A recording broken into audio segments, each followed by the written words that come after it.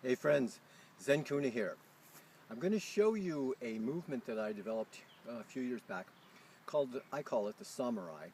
I'm going to show you first with steel, which is what I designed it for, a steel club, but then I'm also going to show you with a wood club. Now, it's actually easier to do with steel in the sense of you're going to be able to use both your hands more effectively because you'll be able to get them around your club.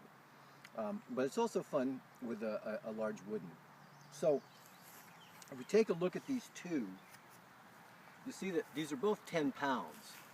But obviously the wood, it's longer, greater diameter. So each type of club, whether it's steel or whether it's wood, has its own unique qualities and requirements. That's why I like to use both wood and steel all the way from the lightweight up to the heaviest weights. I have clubs from less than 1 pound all the way up to 60 pounds. So it's great if you've got a full collection, but you don't need that. And especially when you're starting off with the samurai, you want to start off fairly light, and that has to be determined by you, of course. But today, I'm just going to demonstrate it with a 10-pound one.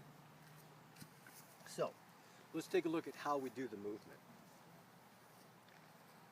I call it the samurai because it's like a samurai drawing his sword and turning around to strike to the back. At least that's the visual that I use. So we're going to hold it to our side just like it was a sword. Now, take a look at this from the side. So here I am. Beginning move.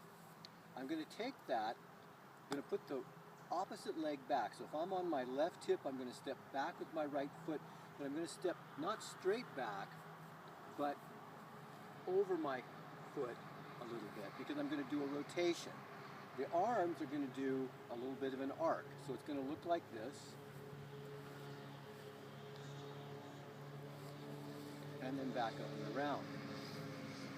Now you want to be careful that when you are in your back position, when you're in the lunge, you want your club to the side of your thigh. Because when you start to use heavier weights, or even with a lighter weight, if you lose control of your club and it was directly above your thigh, you could drive that knob of the club directly into your knee, which you don't want. So, I'll show a couple from the front, and then I'll show a couple from the sides.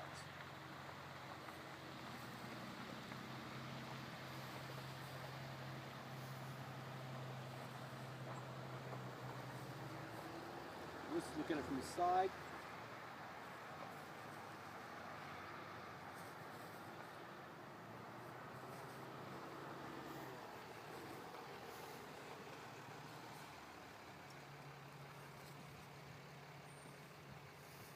As you're doing this movement, what I want you to think about is staying connected from the ground up. Matter of fact, all the moves that I teach it the same way. We want a good midfoot, connected all the way up into the hara, all the way up into the crown, and from shoulders all the way up to the fingertips. So we're using our entire body in every movement. The other important component is that when I'm here and I step back, watch the timing of the thing. I'm going to lift and step back at the same time. Then sink down, don't touch the knee, back up.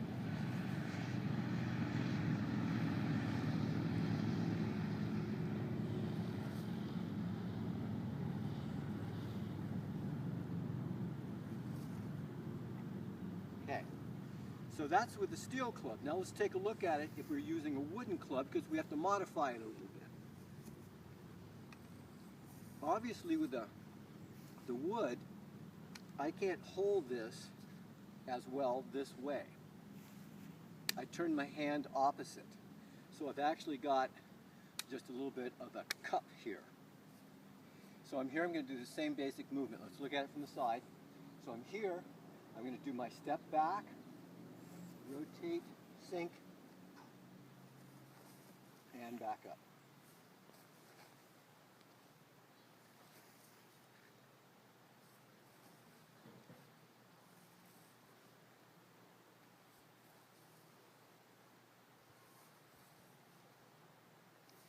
Now another thing to consider is that when you are coming back and up, the heavier the club that you have, the more it's going to help to pull you back up if you actually do the movement correctly.